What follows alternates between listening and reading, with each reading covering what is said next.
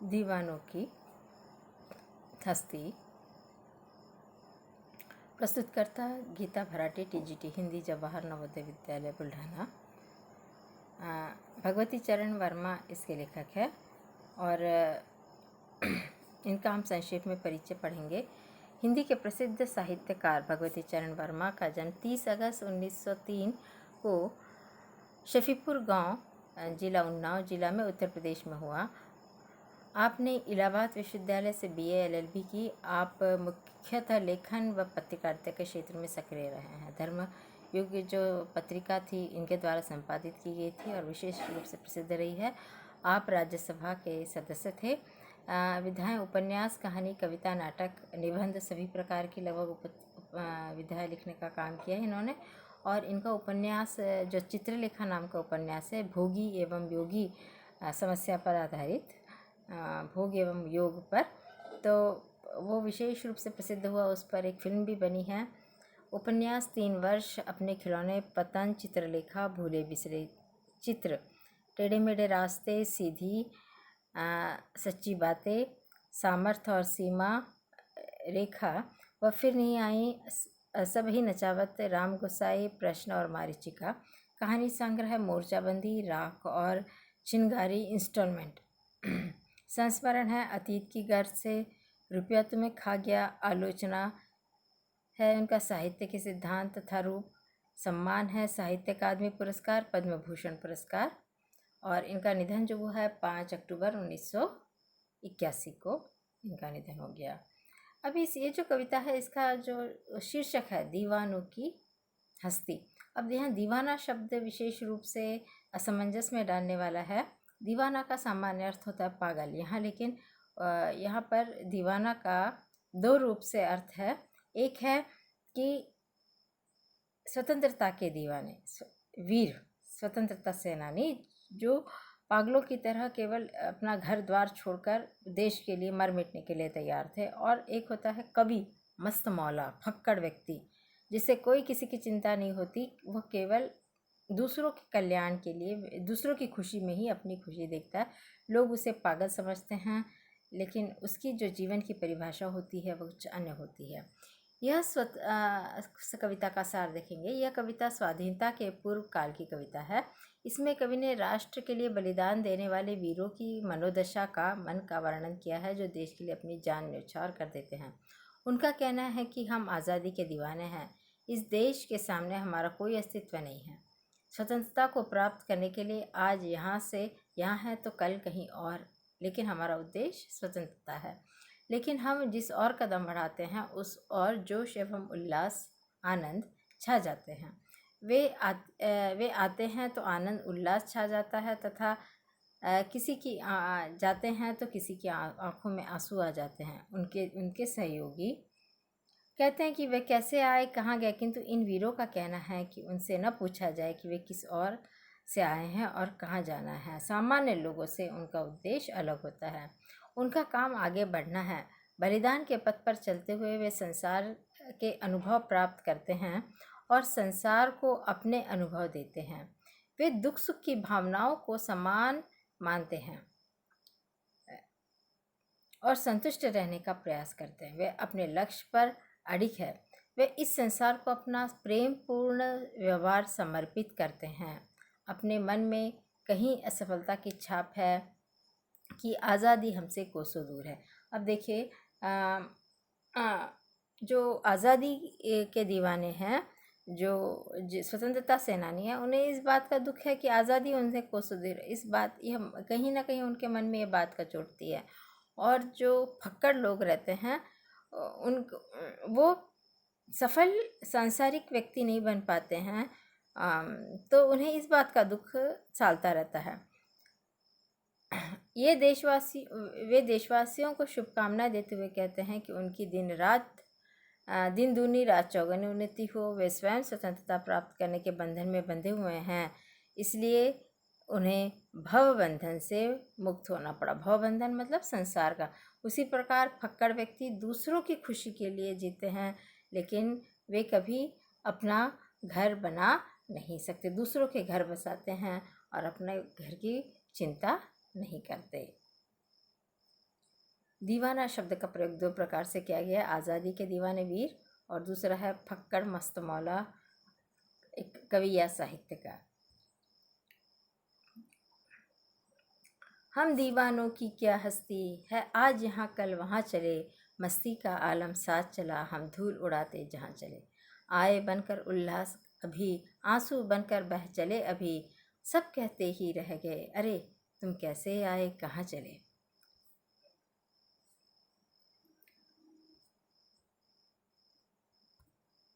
किसी और चले यह मत पूछो, चलना है बस इसलिए चले, जग से उसका कुछ लिए चले, जग को अपना कुछ दिए चले। दो बात कही दो बात सुने, कुछ हंसे और फिर कुछ रोए, छक्कर दुख सुख के घूंटों को हम एक भाव से पिए चले। हम भीख मंगों की दुनिया में स्वच्छंद लुटाकर प्यार चले, हम एक निशानी सी उर पर ले असफलता का भार चले। अब अपना और पराया क्या, आबाद रहे रुकने वाले, हम स्वयं बंधे थे और स्वयं हम अपने बंधन तोड़ चले। अब इसका हम लोग विस्तार से अध्ययन करेंगे। तो यह हुई एक तरह से हमारी कविता। तो दीवाना मतलब अपनी मस्ती में रहने वाला या स्वतंत्रता सेनानी, हस्ती मतलब अस्तित्व, मस्ती मतलब मौज, आलम मतलब दुनिया, उल्लास मतलब खुशी। स्वतंत्रता से सेनानी, मस्ती, खुशी, आलम और उल्लास मतलब वातावरण। प्रस्तुत पंक्तियाँ हिंदी पाठ्य पुस्तक वसंत 3 से संकलित कविता दीवानों की हस्ती से ली गई है। इसके कवि भगवती चरण वर्मा है। इस में कवि ने मस्त मौला और फक्कड़ स्वभाव का वर्णन किया है। वो मस्त मौला और फक्कड़ या तो कवि हो सकता है, साहित्यकार हो सकता है या स्वतंत्रता सेनानी हो सकता है। इसमें कवि कहते हैं कि उनका स्वभाव मस्त मौला है, वह एक स्थान पर टिके नहीं रहते, वे जहाँ भी जाते हैं चारों तरफ खुशियाँ फैल जाती है। कवि जहाँ धूल उड़ाते हुए जाते हैं वहाँ चारों ओर प्रसन्नता का माहौल हो जाता है। कवि रमता जोगी है, वह मन में उत्पन्न भावों की भांति अपनी खुशी का संदेश तो कभी आँखों में बहते आंसू की तरह सब जगह फैल जाते हैं। कभी खुशी बनकर आते हैं, कभी दुख जाते समय दुख बनकर जाते हैं। कभी कहते हैं सभी कहते हैं कि सभी कभी कहते हैं कि उनके बारे में सभी कहते हैं कि इतनी जल्दी आते जाते रहते हैं कि लोगों को पता ही नहीं चलता भी कब आए और कब चले गए। मतलब जब वे आते हैं और जब वे चले जाते हैं उसके बीच का जो काल होता है, जो समय होता है, वो बहुत जल्दी बीत जाता है। जो चीज़ पसंद आती है सभी को वो समय बहुत कम टिकता है। किस और चले यह मत पूछो, चलना है बस इसलिए चले, जग से उसका कुछ लिए चले, जग को अपना कुछ दे जाए। हमारा कोई उद्देश्य नहीं है, गंतव्य नहीं है, बस हमें चलना होता है इसलिए हम चलते हैं। हमें जग से उसका कुछ ले चले, जग से क्या लेगा, दूसरों का दुख हम स्वयं ले लेते हैं और दूसरों का दुख बांटना और दूसरों को सुख देते हुए आगे बढ़ते जाते हैं। दो बात कही दो बात सुनी, किसी का मन हल्का करने के लिए दो बात कहते सुनते हैं। कुछ हंसे फिर कुछ रोए, दूसरों का दुख सुख बांटा, छक्कर दुख सुख के घूंटों को हम एक भाव से पे चले। लोगों के लिए जो दुख या सुख कहलाता है हमारे लिए उसमें भेद नहीं है। हम लोग दुख और सुख को, हमारे लिए दुख और सुख हम लोग समान रूप से धारण करना सीख गए हैं। हम केवल दूसरों के लिए जीते हैं। स्वतंत्रता सेनानी स्वतंत्रता प्राप्त करने हेतु देश के लिए जीता है और कवि साहित्यकार या फक्कड़ व्यक्ति दूसरों की खुशी के लिए। जग संसार, चक्कर मतलब तृप्त होकर, भाव मतलब एहसास।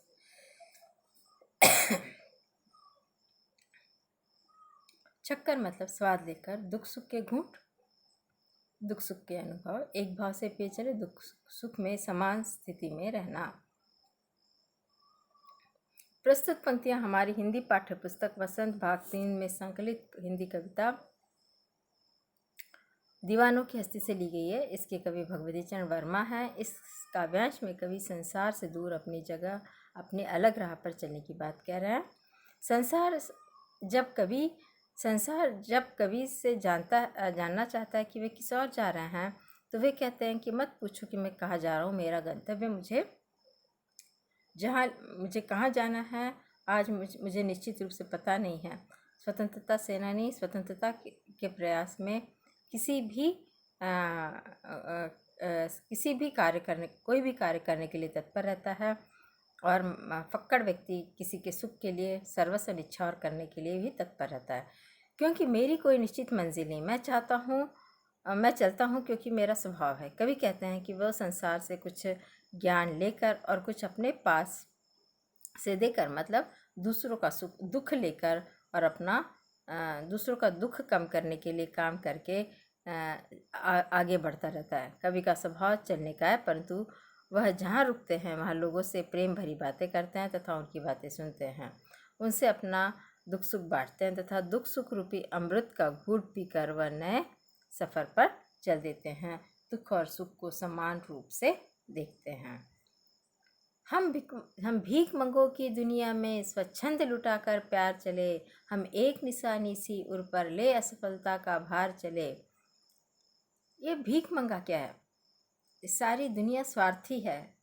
कवि का कहना है ये सब पूरी दुनिया स्वार्थी है, केवल मांगने का काम करती है, दूसरों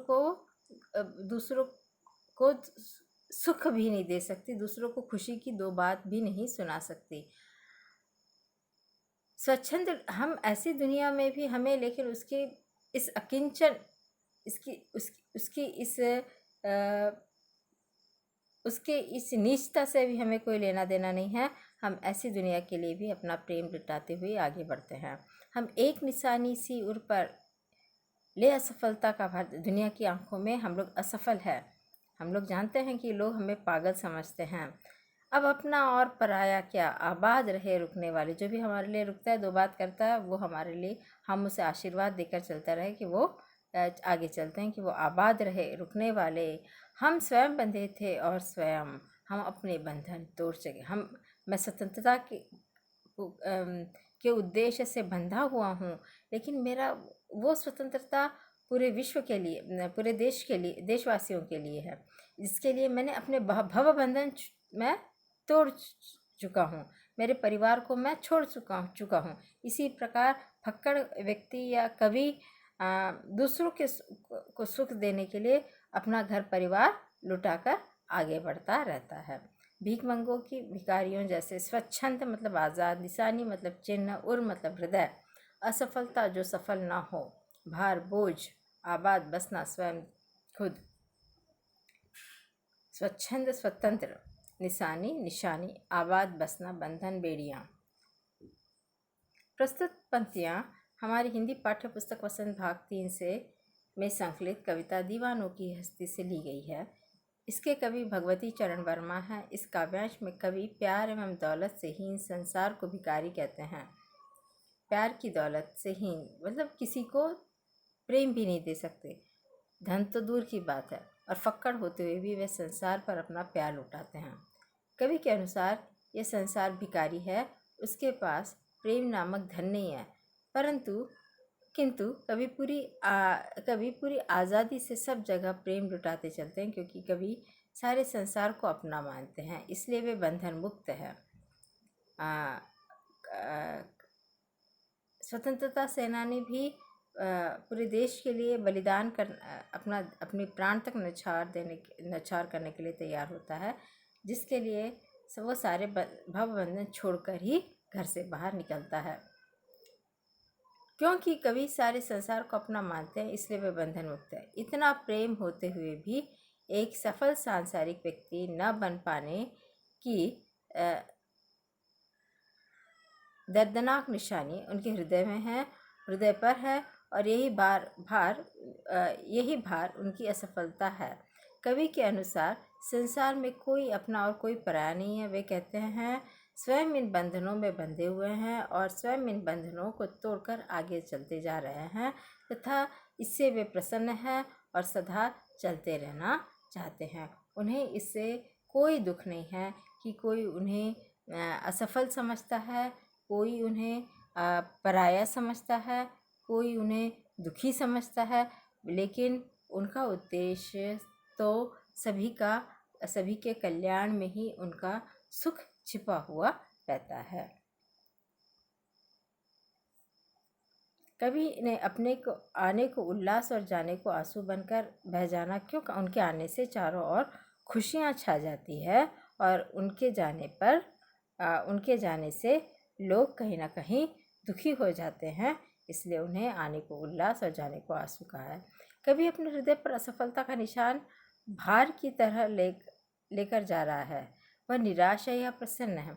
वह निराश भी नहीं है और प्रसन्न भी नहीं है। वह दुख सुख के घूंट समान रूप से पीता है। चाहे लोग उसे असफल समझते हैं कि इसका कोई घर बार नहीं है, ये लोगों के लिए अपने जान न्यौछावर करता फिरता है, लेकिन उसी में उसका सारा सुख छिपा होता है। कविता की कौन सी बात आपको सबसे अच्छी लगी?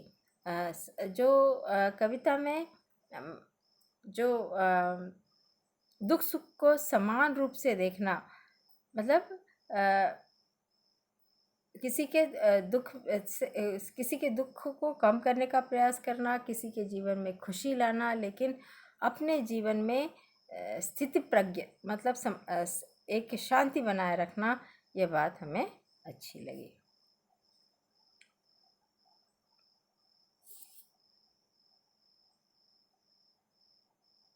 ये इसके प्रश्न उत्तर है।